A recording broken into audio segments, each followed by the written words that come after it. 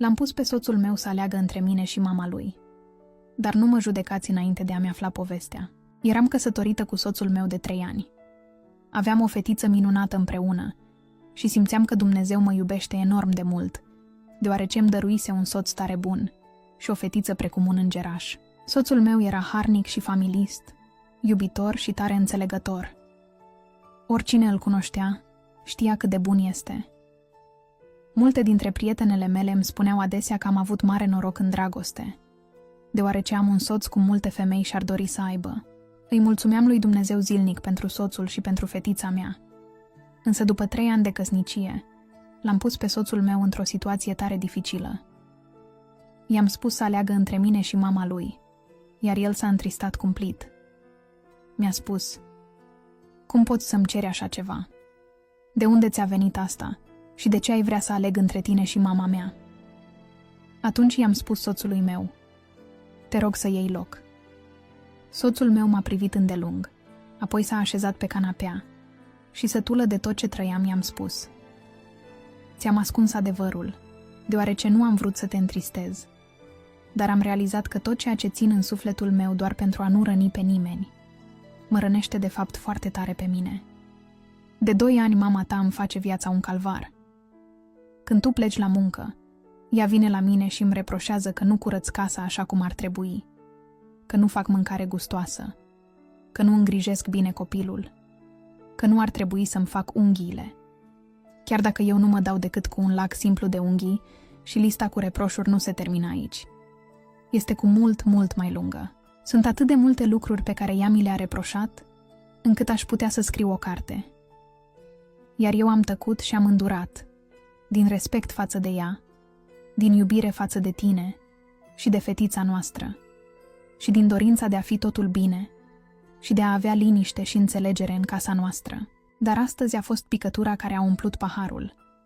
Am spălat rufele fetiței și le-am întins, iar ea a venit și a început să-mi desprindă toate rufele de pe sârmă și să îi spună vecinei noastre care era în acel moment în curte faptul că nu sunt o bună gospodină. Apoi mi-a luat hainele de pe sârmă și le-a băgat din nou la spălat.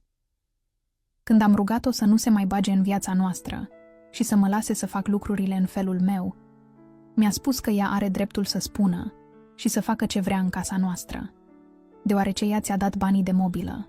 Aș vrea să îți spun, dragul meu, că în tot acest timp, pe lângă faptul că am gătit, am făcut curățenie și am avut grijă de copil, am muncit și de acasă și am reușit să îi returnez toată suma pe care ea a plătit-o pentru mobilă. Nu mi-a fost ușor, dar am reușit.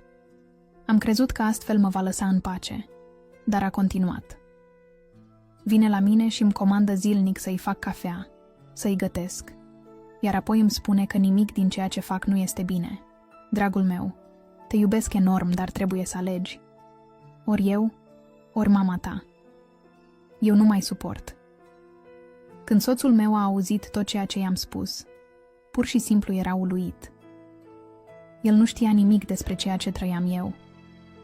M-a îmbrățișat și mi-a spus: "Draga mea, o iubesc mult pe mama, dar dacă te-a tratat astfel pe ascuns, vreau neapărat să vorbesc cu ea."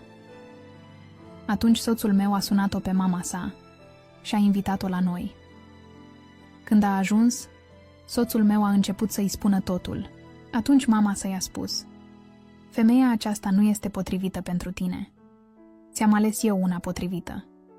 Atunci soțul meu i-a spus: "Mamă, eu am un copil cu femeia asta. Suntem împreună de 3 ani, căsătoriți. Cum poți spune aceste lucruri?" Atunci mama lui i-a spus: "Nu o să o accept niciodată." Iar soțul meu i-a spus: "Mamă, este ultima dată când mă vezi, să știi. Te rog să ieși din casa noastră. Dacă nu îmi respecti soția, nu mă respecti nici pe mine." Mama s-a plecat, iar eu am rămas plângând alături de soțul meu. Soțul meu m-a ales pe mine. Mi-a părut rău că a fost nevoie să aleagă, dar nu mai suportam. Simțeam că mă îmbolnăvesc de la cât de mult plângeam zilnic. După aproximativ 1 an, mama sa a început să-mi trimită zilnic plăcintă, cozonac, mâncare gătită, flori, creme. Simțeam că îi este dor de fiul ei și de nepoată și mi s-a făcut milă, așa că am invitat-o la noi. Când a auzit, a fost atât de bucuroasă încât a început să plângă la telefon. A venit la noi și m-a rugat din tot sufletul să o iert. A spus că în acel an în care a fost nevoită să stea departe de noi, a înțeles cât de mult a greșit. Mi-a spus că sunt minunată și că îmi mulțumește că i-am făcut fiul atât de fericit. Din acel moment, soacra mea a devenit precum o adevărată mamă pentru mine. Mă sprijinea, mă ajuta și ne beam adesea cafeaua împreună. Ba chiar se oferea ea să o facă. Nu mi-a mai reproșat nimic, nu s-a mai impus, nu mai era nemulțumită și nici nu m-a mai vorbit de rău la vecine. De atunci am trăit în pace cu familia mea și cu mama soacră. Morala poveștii. Această poveste are o învățătură prețioasă pentru toate soacrele. Fiți blânde și bune, fiți iubitoare și nu reproșați nimic. Dați sfaturi doar dacă vi se cer și nu vă impuneți punctul de vedere. Lăsați-i pe ei să decidă cum își trăiesc viața. Dacă puteți să îi ajutați, ajutați-i. Dacă nu, nu le destrămați familia. Dacă ai ajuns până la finalul poveștii, lasă o inimă în comentarii și asigură-te că ne urmărești.